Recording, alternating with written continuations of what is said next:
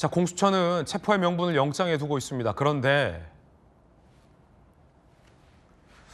자, 이 발부된 영장을 두고도 논란이 제기되고 있습니다.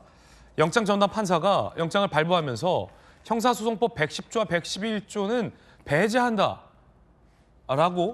판사가 직권으로 판단해 둔 부분을 두고 법조계에서는 굉장한 논란이 일고 있습니다. 대통령 측도 이 부분을 문제 삼으며 반발하고 있는데요.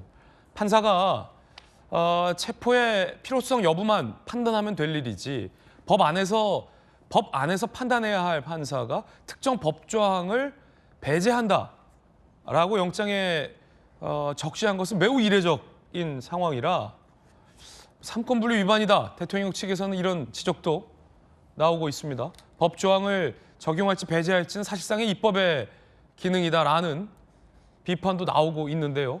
자, 오랜 또 법조 출입 기자를 하셨던 안영환 의원님, 저도 뭐 체포영장, 구속영장 많이 보긴 했는데 판사가 어떤 법을 예외로 한다. 특히나 형사소송법 110은 저거 아닙니까? 경호처가 막아설 수 있는 것. 저거를 예외로 한다라는 내용을 사실은 이 영장의 본안과 상관없이 판사가 기재해놓은 영장은 사실 전 처음 보긴 하는데 안영환 의원님은 어떻습니까? 저도 처음 봤습니다. 판사가 구속영장을 발부하면서 이런 법을 예외로 한다는 것은 판사가는 법을 해석하는 겁니다. 네네. 법을 해석하는 것뿐이지 법의 적당성 여부를 자기가 판단하는 거 아니에요. 저 영역은 헌법재판소의 영역입니다. 헌법재판소에서 위헌 법률 결정을 내린다든지 아니면 아까 앵커 말씀하신 것처럼 입법의 영역이죠. 법이 불합리함으로 입법부에서 법을 새로 만들든지 그 영역인데 판사가 저걸 하는 걸 보면서 야, 대한민국 사법부의 정치화가 과도화됐구나라는 그런 생각이 듭니다. 저건 정치적인 판단이다? 난 그런 생각이 들어요. 그다음에 사법 과잉입니다. 저건 어찌됐든 사법 과잉입니다. 만약 저 논리대로라고 한다면은 공수처에서 뭐 특수공무집행 방해죄로 이제 경호원들이 뭐 무기를 들든지 하면 적용하겠다는 거 아닙니까? 그럼 판사가 그것은 예외로 한다. 그러면 어떡할 거예요? 뭐 저런 식으로 판사가 구속영장 뭐 발부하면서 뭐 예외로 한다면은 끝도 가도 없는 겁니다. 예를 들어 정반대로 영장을 발부하면서 공수처가 막아서는 경호 요원들을 공무집행 방해로 체포하는 것, 그 조항은 예외로 한다라고 한다면 그렇죠. 어떻게 할 거냐? 예, 어떻게 하겠습니까? 그러니까 저건 지금 본인이 무슨 의도를 했는지 잘 모르겠습니다. 뭐 일각에는 공수처에서 저런 요구를 했기 때문에 그냥 받아들여줬다는 이야기도 있지만은 어찌됐든 최종 결정은 뭐 판사가 하는 건데요. 판사가 저런 식의 영역이 본인의 결정 영역에 있는 것인지 저는 굉장히 의심을 갖고요. 다시 한번 말씀드리지만 저는 뭐 대통령의 비상계엄 자체가 법률 요건에 맞지 않는다고 생각을 합니다. 마찬가지로 그러다 보니까 지금 일선 공무원들, 이제 판사들도 공무원 아니겠습니까? 그럼 법률 요건에 맞지 않는 행동을 하는 것이 관리해야 된다.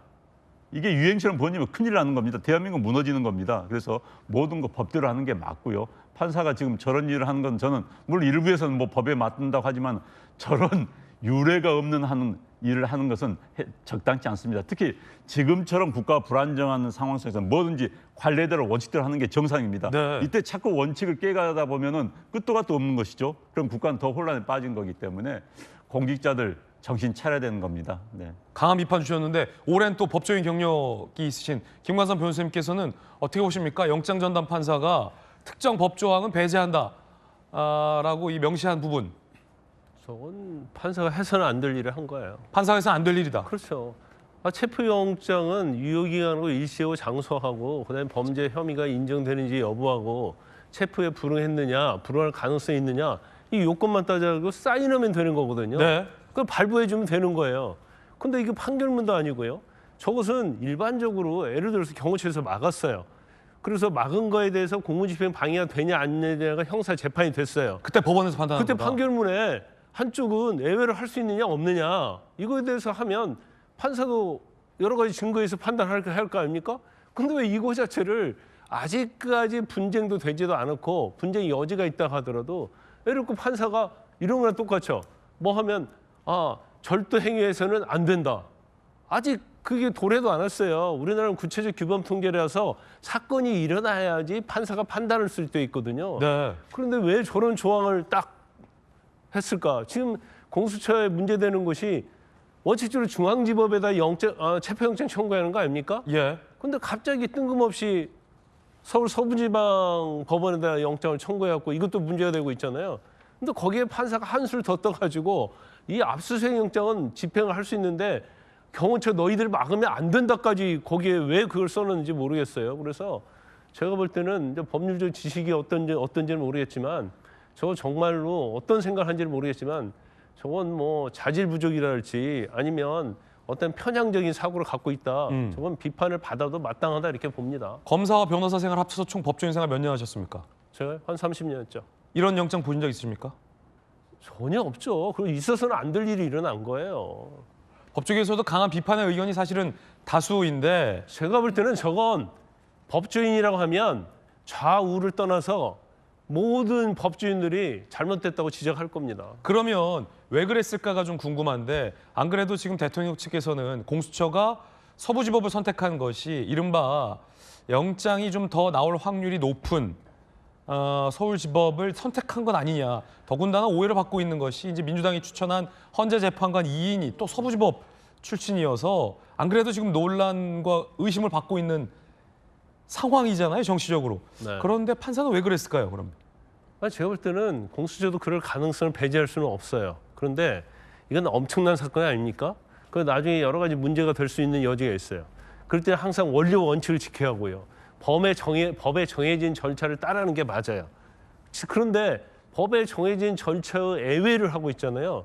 이건 잘못된 거다 볼 수 있고 그다음에 저건 오해를 살 여지가 뭐가 있냐면 저 판사는 윤 대통령을 체포영장에 의해서 반드시 집행하기를 엄청 바라고 있구나. 예.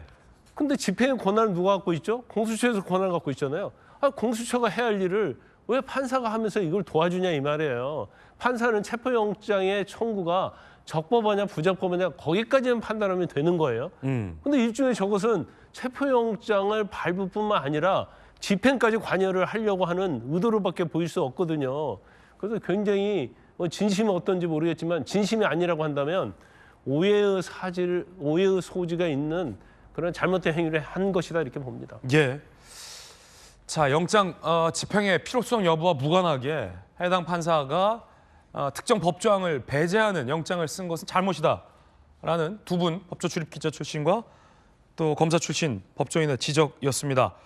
자, 무리수다라는 지적 가운데서 불가피한 측면도 있다라는 옹호론도 있습니다. 자, 판사가 자기 판단으로 법률을 배제한 건 상권분리 위반이다. 전형적인 사법 과잉이다라고 법조계에서는 대다수 비판을 하고 있습니다만 일각에서는 어차피 체포를 전제한 수상영장 아니냐.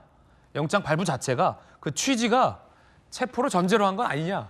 그러니까 좀 뭐 이례적이더라도 문제되지 않는다라는 의견도 있고요. 영장 발부를 받아들이는 게 국내 의무다. 조금 우회적으로 이제 답변한 옹호한 분도 있습니다. 정책위 부의장은 어때요? 글쎄요, 저는 이 판사 한 분 한 분은 다 자체로서 헌법기관이거든요. 그러니까 그분들의 판단을 또 존중해둘 필요도 있다라고 보고 있고요.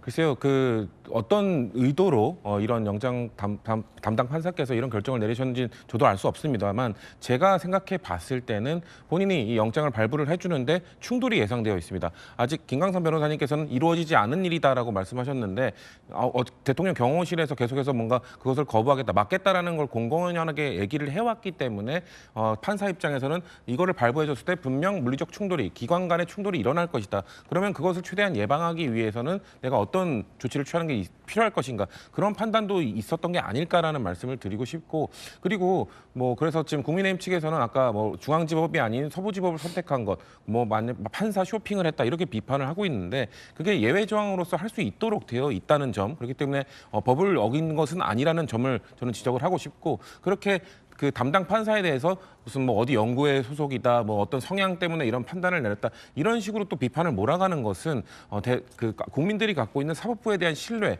이런 것들을 실추시킬 수 있거든요. 그렇기 때문에 저는 그런 발언들은 매우 조심하고 지양해야 되는데도 불구하고 뭔가 이 결정들을 정치적 공방으로 몰아가기 위해서 국민의힘 측에서 뭔가 계속 그런 자극적인 발언들을 국민들께 내보이는 것은 저는 사법부의 신뢰를 지키는, 삼권 분립을 지키는 이런 길에 있어서는 좀 안 좋은 것이다. 그렇기 때문에 그런 것들은 부분들은 좀 지양하고 비판받아 마땅하다라는 말씀을 드리고 싶습니다. 예.